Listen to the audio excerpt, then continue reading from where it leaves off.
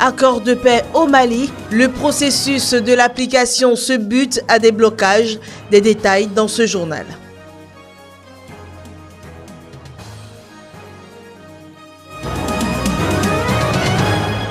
En RDC, on parle également application de l'accord du centre interdiocésain. La majorité présidentielle donne de la voix.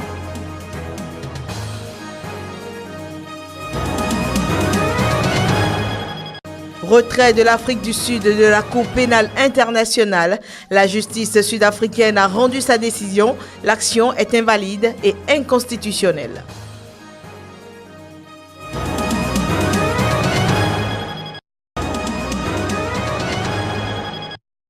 Le processus de l'application de l'accord pour la paix et la réconciliation rencontre une fois de plus des difficultés.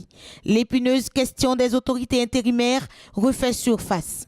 Les autorités intérimaires devaient être installées dans le nord du Mali à partir de ce samedi 18 février en commençant par la ville de Kidal. Mais la coordination des mouvements de la Zawad-CMA y a renoncé à la dernière minute. Tout était fin prêt pour que le samedi matin, on commence à installer ces autorités intérimaires en commençant par Kidal, aller à Tombouctou, Menaka, Taoudeni et puis Gao. Mais notre surprise a été grande quand le vendredi soir, c'est-à-dire à quelques heures du voyage, on apprend qu'il y a un décret qui nomme le gouverneur de Kidal. Alors, sachant que les gens étaient prêts à installer les autorités intérimaires avec un chronogramme bien détaillé, nous pensons que la nomination du gouverneur de Kidal à la dernière minute est de nature à même à perturber les calendriers préétablis. La coordination des mouvements de la Zawad-CMA tient le gouvernement responsable du retard et des difficultés que rencontre l'application de l'accord pour la paix et la réconciliation au Mali.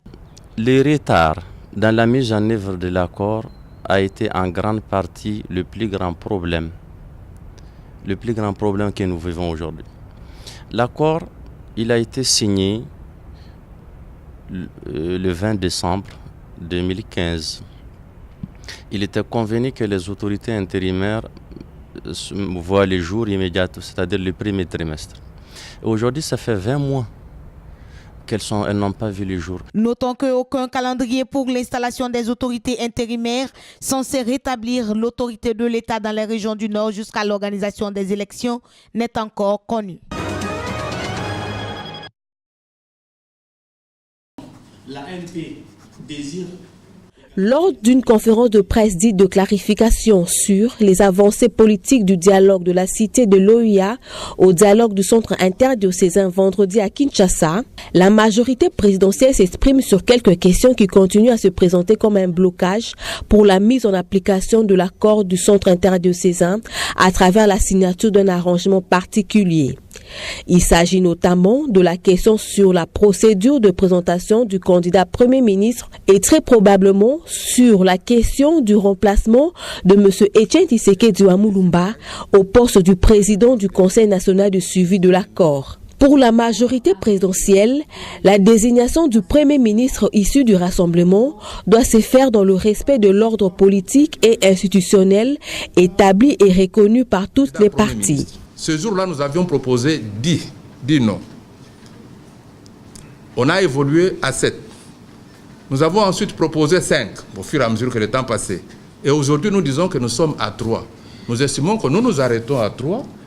Et s'il n'y a pas une liste de 3 personnes aujourd'hui, demain, une semaine après, 2 semaines après ou un mois, nous attendrons cette liste-là parce que nous devons respecter un des principes conducteurs, c'est le respect de la Constitution de la République dans son intégralité. Concernant le remplacement de M. Etienne Tshisekedi au poste du président de la CENSA, la majorité présidentielle explique qu'au vu du caractère bipolaire prononcé de la scène politique nationale, ce remplacement de M. Etienne Tshisekedi au poste de la présidence du CENSA doit faire l'objet d'un consensus.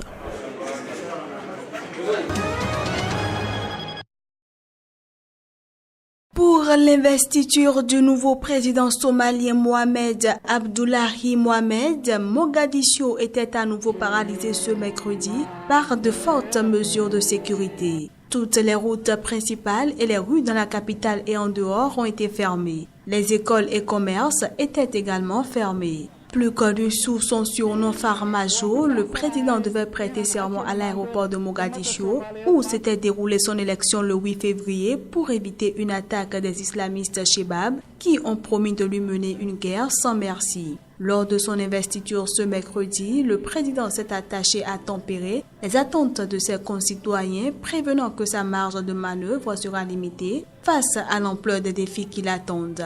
Et au nombre de ces défis figurent notamment l'insécurité généralisée, les crises humanitaires comme les sécheresses qui frappent le pays, la réconciliation entre les clans somaliens ou encore le rétablissement de la confiance du public à l'égard de leur gouvernement. Son principal défi sécuritaire est principalement celui des Chebab. Ces derniers avaient tiré lors de sa cérémonie de passation de pouvoir le 16 février des obus de mortier près du palais présidentiel, tuant 5 personnes, dont 2 enfants. En présence des présidents djiboutiens Ismaël Omar Guelleh et Kenya Uhuru Kenyatta et du premier ministre éthiopien El Mariam Desalegn, Farmajo a cependant promis que sous son autorité, la Somalie retrouvera son honneur et son intégrité.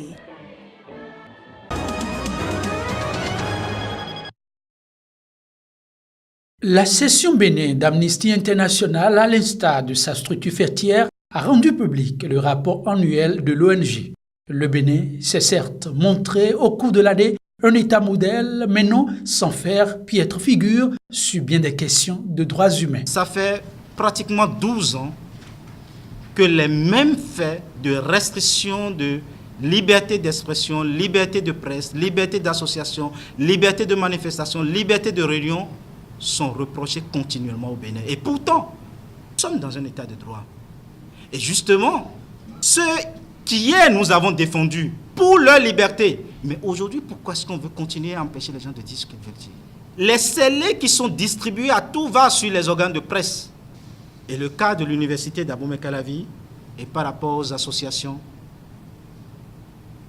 c'est préoccupant. Pour le directeur exécutif d'Amnesty International Bénin, les nouveaux dirigeants peuvent encore remonter la pente. Nous lançons quelques appels qui sont pressants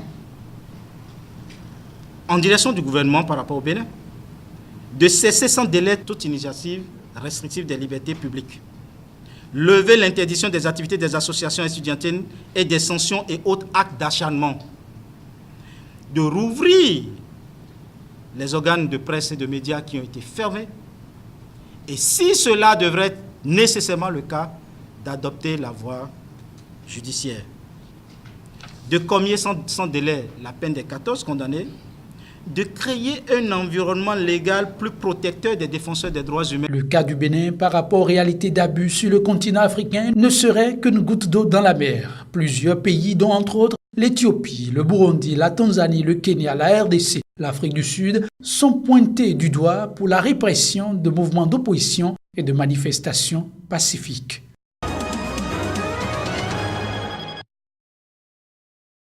Nouveau camouflé pour l'administration de Jacob Zuma. La justice sud-africaine a estimé ce mercredi que la décision du gouvernement de Pretoria de se retirer de l'accord pénal international sans consulter au préalable le Parlement était invalide et inconstitutionnelle. C'est ce qu'a affirmé un juge de Pretoria, Phineas Mojapelo. Le président et le gouvernement doivent retirer leur notification dès que possible, a ajouté le juge. Le gouvernement sud-africain avait annoncé en octobre dernier sa décision de quitter la CPI après la polémique causée par son refus d'interpeller sur son sol le président soudanais Omar el-Béchir, poursuivi pour génocide et crimes contre l'humanité. Les autorités s'étaient à l'époque défendues en expliquant que Béchir était couvert par son immunité présidentielle. Le principal parti d'opposition, l'Alliance démocratique, avait alors saisi la justice, déplorant que le gouvernement ait court-circuité le Parlement. Le tribunal de Pretoria a précisé en outre dans son jugement qu'il ne s'était prononcé que sur la forme, sans juger de la légalité du retrait de la CPI lui-même. Depuis son entrée en fonction en 2003, la Cour qui siège à La Haye a ouvert 10 enquêtes, dont 9 dans des pays africains.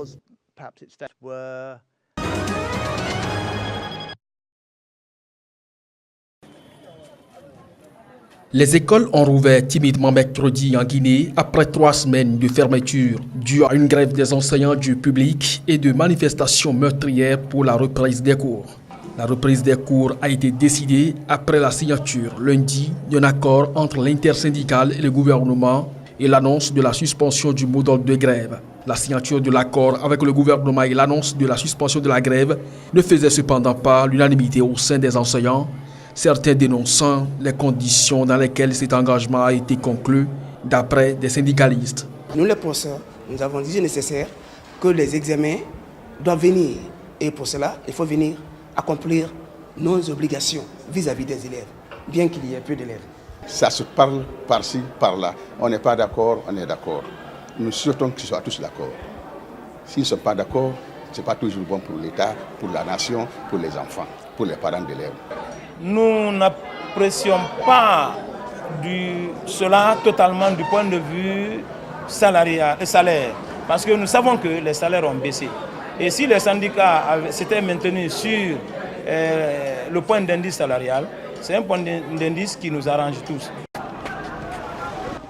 Les écoles avaient été fermées le 1er février par le gouvernement après de violentes manifestations des élèves soutenant des enseignants vacataires en grève pour être intégrés dans la fonction publique. Le mouvement était appuyé par des syndicats d'enseignants qui réclamaient aussi une hausse du salaire et de meilleures conditions de travail. La grève des enseignants avait provoqué de violentes manifestations d'élèves qui ont fait 7 morts lundi et mardi et provoqué des destructions de biens publics et privés selon le gouvernement.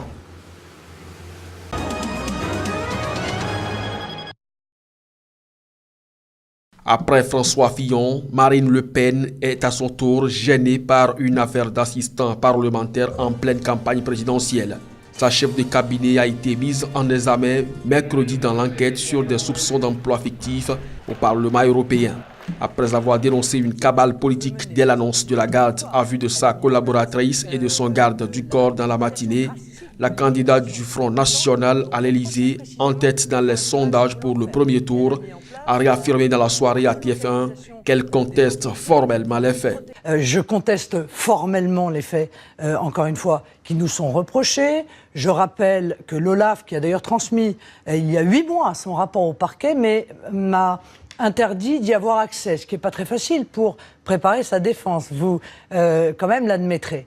Dans l'affaire qui embarrasse Marine Le Pen, plus ancienne que celle qui empoisonne depuis un mois le candidat de la droite François Fillon, les enquêteurs se posent une question simple. Le parti d'extrême droite a-t-il mis en place un système pour que le Parlement européen prenne en charge, via des contrats d'assistants parlementaires, des salaires de cadres ou d'employés du mouvement en France?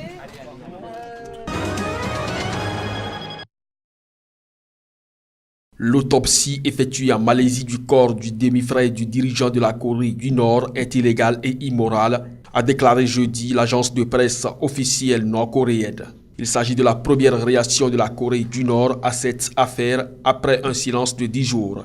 Kim Jong-nam a été assassiné le 13 février à l'aéroport international de Kuala Lumpur, où il s'apprêtait à prendre un vol pour Macao. La Malaisie n'a pas remis le corps aux représentants nord-coréens à Kuala Lumpur sous le prétexte qu'une comparaison d'ADN avec une personne de la famille du défunt est nécessaire, a déclaré l'agence qui ne mentionne à aucun moment le nom de Kim Jong-nam. Cela prouve que la partie malaisienne va politiser le transfert du corps dans un mépris total du droit international et de la moralité, écrit l'agence. Elle répète l'exigence de Pyongyang d'une enquête conjointe et souligne que la Corée du Nord est prête à envoyer une délégation de juristes en Malaisie. Les enquêteurs malaisiens chargés d'élucider l'assassinat veulent interroger plusieurs Nord-Coréens, dont un second secrétaire de l'ambassade de Corée du Nord à Kuala Lumpur et un employé de la compagnie aérienne nord-coréenne.